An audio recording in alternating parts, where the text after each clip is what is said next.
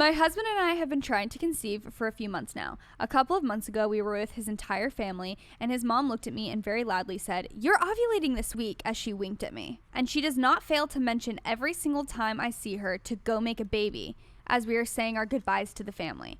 I wish I would have never shared that we are trying. Absolutely not. If you are in a monogamous relationship, like if you're open and you're sleeping with other people, great. If you're in a monogamous relationship, nobody gets to talk about your sex life or conceiving a child. Period. Oh my gosh. Sometimes I was just telling Maddie on her podcast, like, there are moments when I even regret sharing, like, I love that I've shared my infertility journey, but sometimes, like, the things people say, I'm like, well, I regret saying the minute you share it is when you open up yourself to other people's opinions. Yes. No matter whether you want them or not, if you put it on the internet, you're going to get somebody's opinion. But here's the thing about this, and this really rubs me the wrong way, just because I guess I am, in this position where I have also, tried to conceive for a long time. Yeah. When people are just like, go make a baby, you're ovulating, hurry. It's like, you have no idea, first of all, how long it's going to take them to get pregnant. For all you know, it's going to take years. So it's like, stop. Also, I just hate when people put pressure like that. Do you realize, like, what you're telling? Like, it's weird. It's weird. Like, it's bizarre. And the fact that she knows when you're ovulating and she's publicly talking about it as well. And just when people act like the only purpose, like the only reason that you would ever have sex with somebody is to have a kid. It's like, it's for other things and it's personal and it's intimate and like you don't get to comment on it ever. Especially your mother-in-law. No, I completely agree. Like if my best friend said that, it would be different, but when it's my husband's mom who was telling me to go have sex, that would be so weird. I agree. Yeah, absolutely not. And I do not blame you for wishing that you never shared anything. Okay, when I got engaged, my mother-in-law woke me up in the middle of the night crying at the edge of my bed, begging me on her knees to move in with them when we got married so that her son would not move out of the house. She offered to pay me privately any amount of money just to keep him there with her a few years longer because she did not want him to move out. She kept saying, "Please don't take my baby from my house, please." He was 28. What's the price tag on that for you? How much would you pay? Oh, for me? Like how much would you want? What's the price to live with your in-laws forever? Oh, there's no price. There's no price? Absolutely not. I would do it for $1 million a year. $1 million? $1 million a year? Never. I would travel. We would be gone all the time. You can make $1 million from your podcast and have the best of both worlds. That's true. Okay, I'll just make $1 million. Down the line. Okay, and this is what I think about moms who are overly attached or like kind of in love with their sons. It's a symptom that like their marriage is not good. Okay. Totally. It's like if they don't have like an emotional intimacy factor with their husband, they do it with their sons. That is exactly correct. I think that they use their son as their like emotional support person, and then when they're being taken away, they literally have nothing left. They honestly feel like they're being cheated on.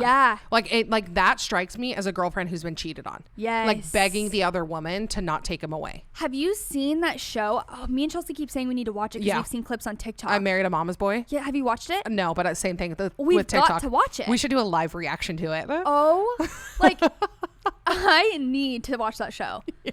The clips I have seen on TikTok are absolutely unhinged. With like the mom who wants to wear the matching wedding dress. Yes. Yeah. Oh, I think you're spot on with that. It always does it come down to their relationship is not good, and they try and like recreate a relationship with their son. It's actually, I feel like it's something that is for real been studied. I think it's like emotional incest. Like it happens with like siblings or mothers and sons or fathers and daughters, like where they rely on each other too much that it's unhealthy. And it's emotional incest. Wow. I'm going to need to dive even deeper into that later. Okay. My mother-in-law bought herself a wedding dress to wear to our wedding. No. As we're talking about this. Yes, an actual wedding dress. Long, white, and lacy. It was even called a vintage-inspired wedding dress on the website. I told her she could not wear it, obviously. Also, she started wearing a diamond engagement ring right after we got engaged. Get out. She had been divorced for years at this point. Get out. My husband asked her why she suddenly started wearing a diamond ring on her left ring finger, and she had no explanation but stopped wearing it. What the actual F? No. I don't get it. No. It's just... I do not get it. I don't even have a comment. If I ever... Seriously, if/when we are friends in 30 years, okay, me and you, and I decide to wear a wedding dress to my son's wedding, literally throw me off a bridge. Like, do not With allow a me. new wedding ring on. No, like these are the times where I'm like, where's your inner circle? Like, where are your friends that are like, hey, Cheryl, you cannot wear a wedding dress. You can't. That's what I always think. It's like, do they not have people around them? Probably not. I guess, that are honest with them. No, they actually really probably don't, which means this is going back to kind of what we talked about in my episode when we were talking about like working moms and having an identity. Those are like the moms who do not have anything else to do, but just obsess over motherhood because they've never done anything else. And so they don't know what to do when their kids leave. Yeah. So they're just like, I'm just going to hold on to being a mom, even though my son is 35 and moved out and married and has a kid. I can't find myself in anything else except motherhood. That's why having hobbies and doing things outside of motherhood is so vital to women, because if not, you turn into that.